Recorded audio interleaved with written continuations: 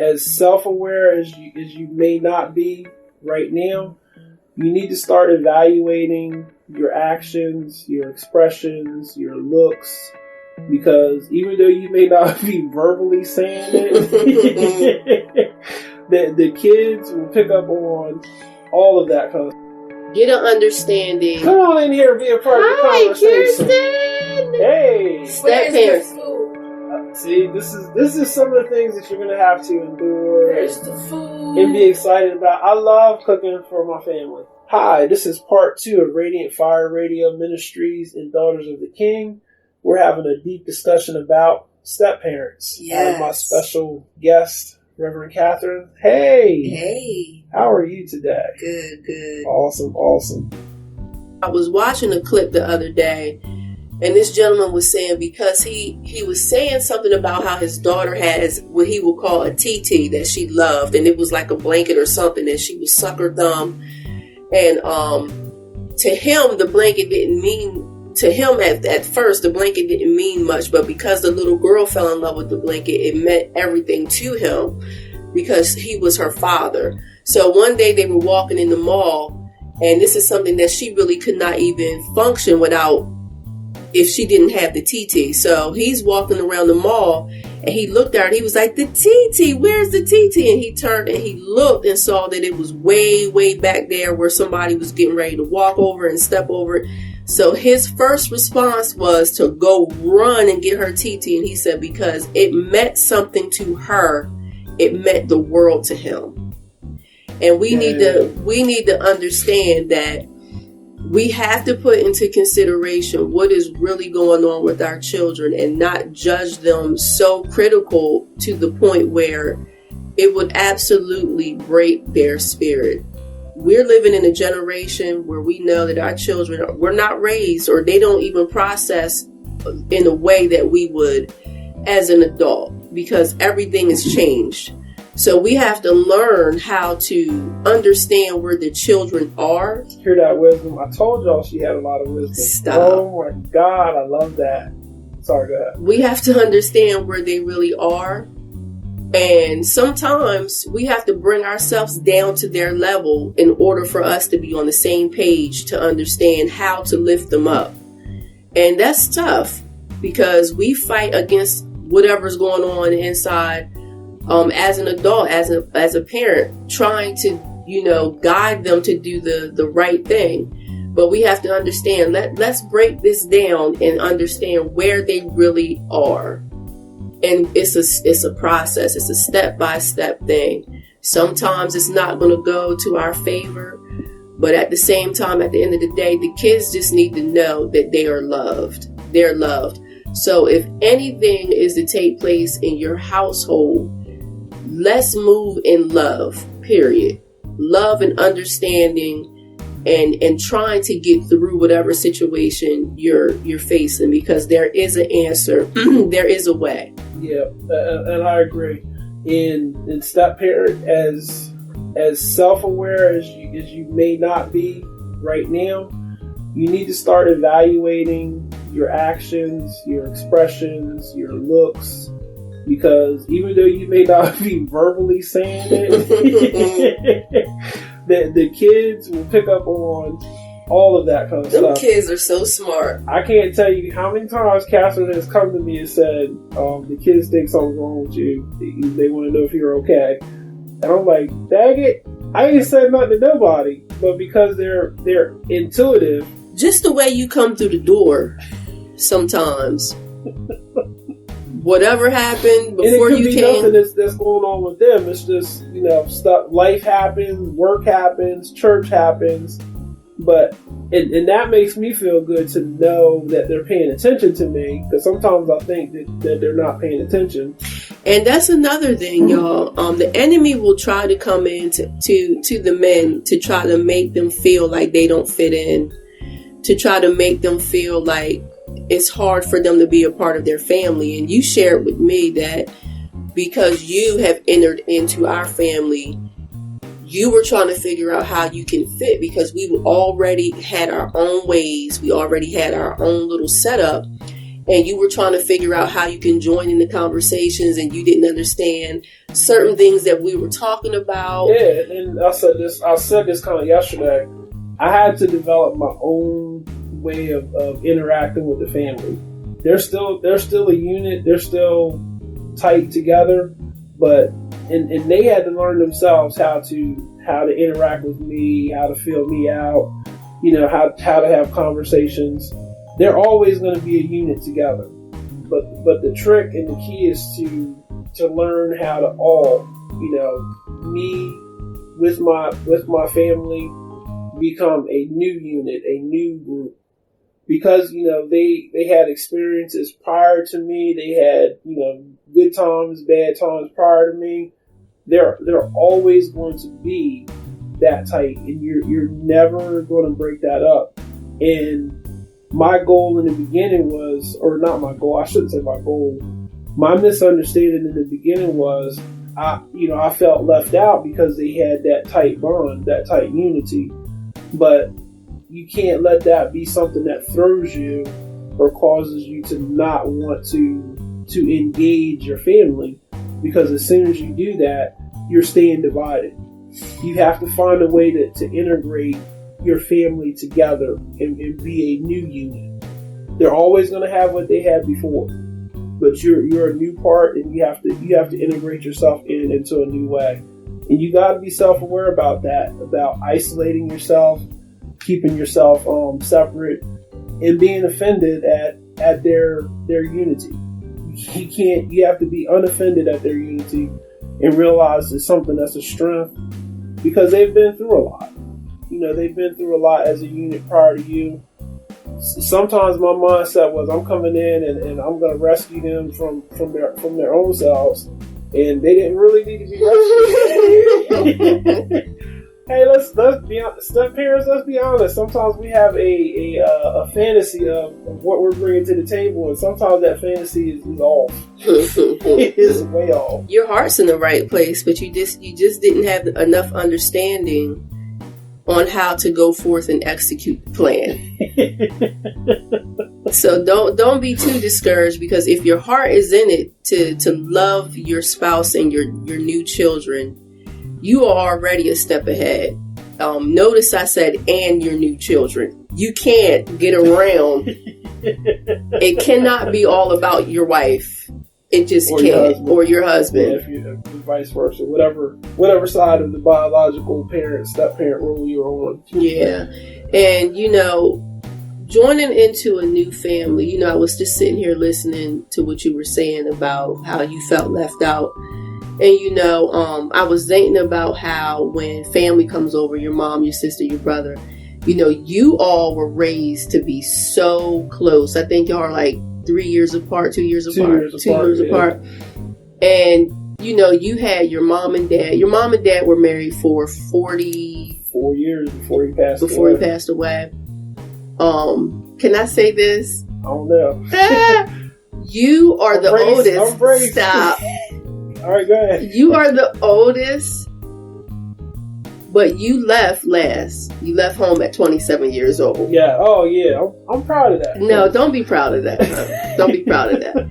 Because you have developed certain habits and patterns that I don't know if it fits with us, but at the same time, we're working it through. We're walking it out. But I want to say this, because you are a tight-knit, close family from brother, sister, mom, dad.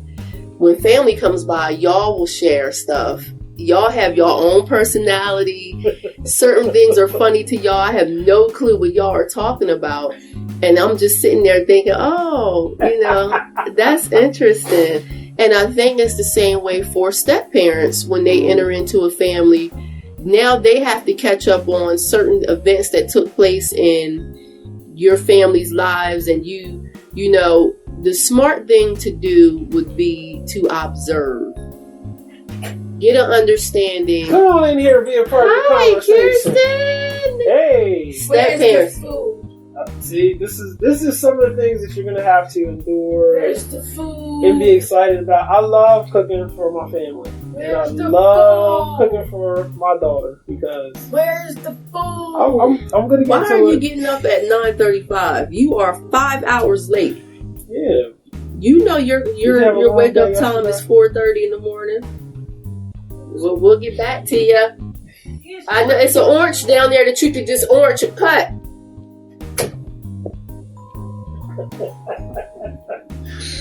We tried to put her on the show, folks, but she just didn't want to be a part of it. She's just, oh my God, she's so special.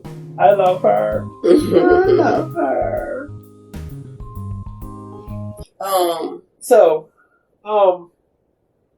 one of the things that, one of our first conversations about me being integrated into the family. We talked about how my family was dysfunctional. Well, all of our families have a lot of dysfunction. My family has dysfunction. Even though we're tight knit, we're close. My family has a lot of things that are strange, that are off. Doesn't mean that they're wrong or right. They're just different from the way you grew up. And then you're me coming to the table with your family. Your family does things completely different. Yeah, it doesn't mean that it was wrong. It's just how you all grew up. I can tell you this: stepmoms and stepdads. Christopher and I talk about this all the time, and one thing that I can say, or one thing that we agree on, is your child is always going to want to lean back towards their biological parent. So one thing that you have to understand going into your relationship, look for the hurt and the pain that's already there, because I'm telling you, it's going to show itself. Yeah. And if you can acknowledge that the family, in your spouse, like, get to know your spouse in a way where you understand your spouse's pain just as much as the children, because what happens is you'll get thrown off and you won't understand why the kids act in the way that they do. If you do not come into the relationship being fully aware that somewhere somebody's broken, somebody's been hurt, either by their father, their mother, or your spouse by their husband or wife. I told you my wife was awesome. She has a lot of wisdom. And, I would always tell you that you were very, very good with the kids. And I don't know if that was me saying, you deal with it, I don't want to deal with it, or if it really wasn't. I think I really, from my heart, I believe it was admiration, because and I still tell you, you're very good with our kids, and you're very good with knowing and reading them. And I really appreciate that about you, because that shows me that you really took being a mother seriously. And a lot of women don't. And there's women today who their kids are just tools. They're just objects for them to use and to push around. And I always felt from day one with you that you really, really loved your kids, and they weren't an extension of yourself, but they were just, you really cherished them. And that was one of the things that was very attractive. To me. Thank about you. Thank you. Being a step parent, just being a family, it's harder than what you think it is, because each one of us have our own personality. We have our own mindsets. We have our own thoughts. And, being a person who mother, my mom left me when I was 11 years old, and I only had my dad. So, there was a lot of rejection, a lot of, just thoughts and trial and error that I had to learn as being a mom. I became a mom at the age of 19 years old. I left at 20. And your mom left at 11. Mm-hmm. So from 11 to 19, you really didn't get any mothering from her and this is nothing against her or against anybody. It's just by her absence, right? You know, and your dad cannot be a woman, right? You can't do womanly things, right? And given the time period, there's certain things that dad would not say to a little girl out of. Well, Dad had his own issues too because he was struggling with the divorce because he loved my mom so much. My mom, you know, she just left it to do her own thing. But I think that going back to what you said, how I love my children, it was something in me that just was like, I'm not going to do what my mom did to me. Yeah. And it was hard. Because I was broken, I was hurt because I had expectations from the kid's father, which was just a simple thing, which was just to love me. And when he didn't meet that standard, you know, it came abuse and, you know, just a lot of mental trauma. And you start to think as a woman, are you worth anything? You know? And that reminds me of what I was going to say earlier. Because when I was going through my divorce, they make you go through counseling for the family. That's what it was. And what the lady did, and I thought this was so smart, she had you draw on a piece of paper, you know, a little dot that represents you. She had you draw on a piece of paper the people who were closest to you, and you made a little X for them. And then you drew on a piece of paper, you know, your friends. So she says, when you get a divorce or when a trauma happens, the people, and then she had you draw circles around you. And the circles, you know, you drew a small circle around you, a bigger circle around you, a bigger circle around you, a bigger circle around you. And it was a clear picture of what happens when you get divorced. The people who are closest to you feel the same thing, the same waves, the same ripples that you do. So as traumatizing as it is for you, your family, your kids, they're all feeling that same intensity of that wave. Yes. And they don't know it, they can't understand it, they're not perceiving it. And that always stuck with me because, and this applies in so many different areas, if you, like you just said, you were traumatized, you know, your dad was traumatized. Right. You don't know how that affected you because you're not thinking about it. Mm-hmm. You know, you're just going through whatever he's going through at the same time. Same thing, you know, your mom too. So they got divorced, and that started a ripple effect of pain or hurt or trauma through your whole family, and you guys were affected by it, and it caused a difference, a change in the way you perceive life. Mm-hmm. And you perceive life differently because of those events. Mm-hmm. So step parents, you have to be self-aware about, you know, your kids, and you were talking about this earlier. Your kids that you're now helping raise, they're still dealing with the effects of the traumas that have happened to the biological parent. Yep, and that's why I would highly recommend for you to observe before you react, because you'll learn a lot that way. You will learn what makes them upset. You'll learn what their triggers are. All right, this concludes part 2 of the discussion on step parents with my lovely co-host Kathryn Gord. Yes, Daughters of the King Leader. You all have a blessed and prosperous afternoon. We are committed to excellence and truth. We're committed to bringing the whole gospel to you as we go forth in this endeavor in this hour.